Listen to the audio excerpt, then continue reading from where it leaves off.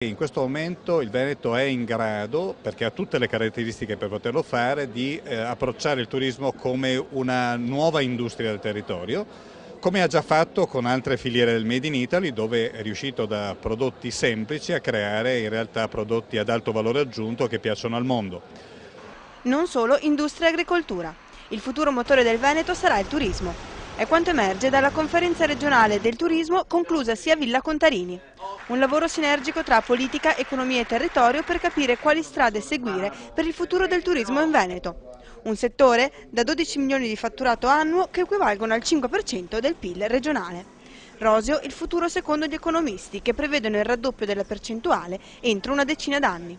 Quali le linee guida per questo risultato? Tecnologia innanzitutto, la governance diventa dal primo motore all'ultimo, cioè il punto di riferimento ultimo di sintesi rispetto alle esigenze del territorio, le grandi destinazioni, la flessibilità all'interno delle varie destinazioni, anche nel modo di porsi a livello internazionale, ma con una guida forte regionale. Presente alla conferenza regionale sul turismo anche il ministro Maria Vittoria Brambilla.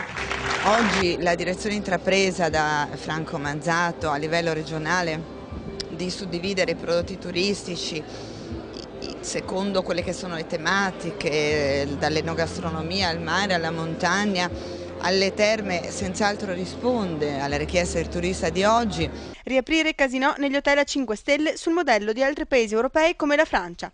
Un progetto che potrebbe interessare molti hotel nella zona di Abano Terme e al quale il ministro sta lavorando con un decreto legge che potrebbe essere pronto già nelle prossime settimane. Stiamo lavorando a questa norma e quindi credo che presto potremo darne conto.